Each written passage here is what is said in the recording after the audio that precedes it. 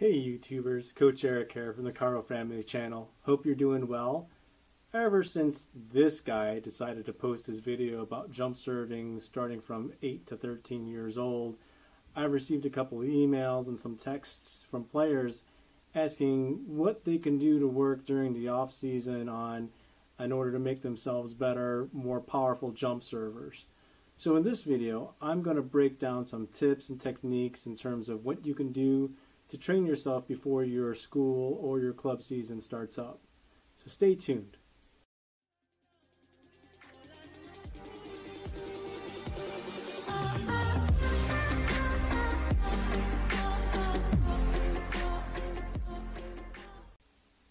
And hey, if you like my material, subscribe to my channel and hit that like button for me. If you have any questions or comments or topics that you want to see more videos on, leave them below and I'll try to make additional videos for you or answer your questions for you. So why jump serve? Well, first of all, it's pretty cool, especially if you can do it with the right form. But more importantly, it's a good way of aggressively attacking your opponent straight out of the gate, straight out of the serve for that particular point. You want to put them on the defensive right away by giving them a difficult serve to manage. That way they can't make an easy pass to their setter and set up an offensive play right away, right off of your serve. It's going to give you an opportunity to dictate the point, dictate the pace of the point, and then get an easy ball back so that you, in turn, can run an offensive play once you get the ball. It's a really good way of keeping your defense out of sticky situations and giving your offense the best opportunity to get points for you and your team. Swinging wildly and hitting the ball into the bottom of the net or out of the gym doesn't help your team whatsoever. There needs to be some balance between power and control. I've studied some better jump servers in our local area teams, and what I found is that if you can jump serve somewhere between 86 to 94% accurately, with of course some varied degree of power, you're going to be assisting your team in collecting points. Let's break down the jump serves by stages. Now, before moving on to each stage, the goal is to make sure that you are performing each stage with accuracy and consistency first. First of all, the toss. Now, there are three elements to the toss: direction, spin, and height. Now, the ball should be tossed in a straight line. Now, I'm going to assume that you're right-handed for this. From your right hip with a straight arm and cupped hand, up into the air with a bowling motion. The path of the ball should travel in a straight line from your right hip toward the direction in which you are serving the ball. For the spin, the ball should have a topspin motion to it. The more the ball has spin initially, the faster the ball will drop once it crosses the plane of the net. So what you want to do is try to get the ball to spin in the air at least 8 to 10 revolutions from the point you toss the ball to the point you make contact. And once you've become more proficient, you can go for more revolutions. But starting with 8 to 10 revolutions per toss is a good starting point. Toss height.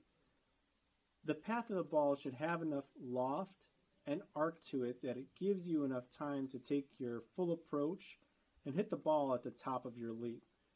We'll talk about putting the stages together in a bit here, but depending on how tall you are and how high you jump, you might start with maybe a 14 to 15 foot high toss with the ball landing about 12 to 13 feet in front of you.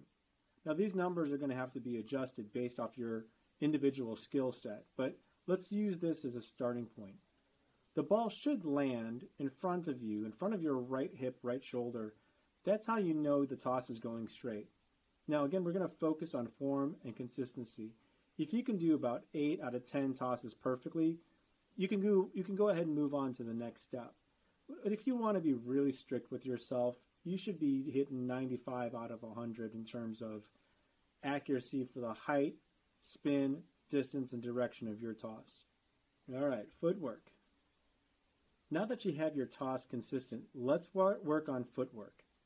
Now keep in mind, you have a limited amount of floor space when you're doing a jump serve.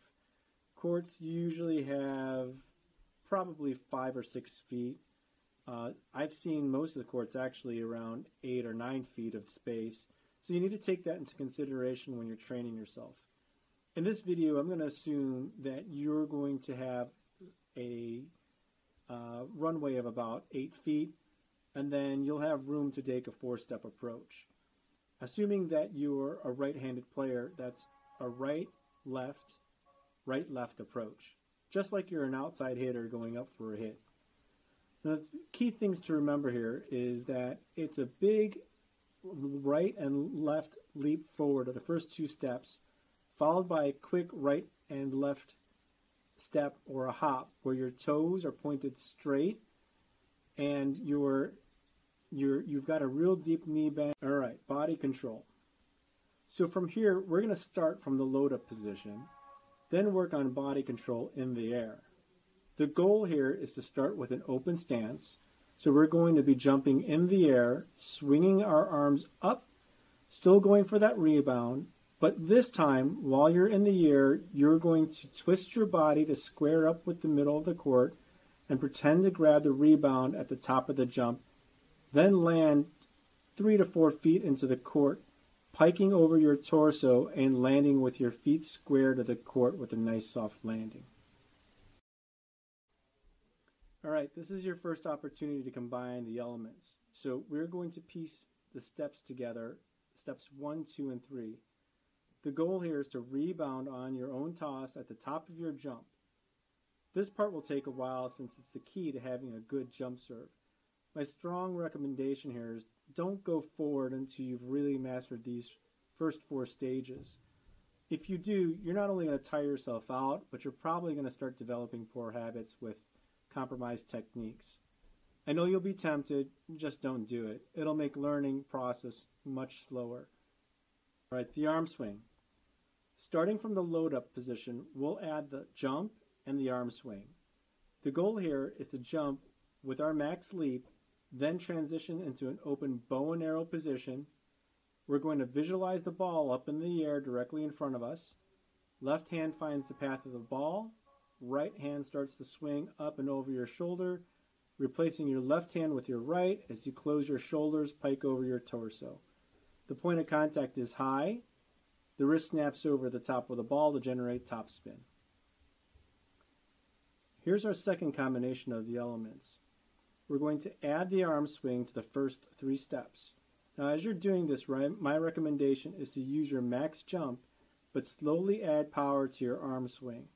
Start with maybe 50, 60, 70, 85%, and then be okay with staying at 85% of your power until you increase consistency.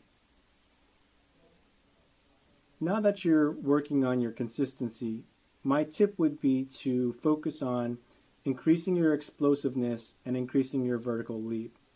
Reference the jump box video that I have here posted. It's a good frame of reference in terms of what you can do to add interest to your vertical. Once you're able to swing at close to 100% with good control, leave a comment for me and link your own video online if you've got one. I hope this video helps you out. Leave a comment, and I hope to see you on the volleyball courts. Take care.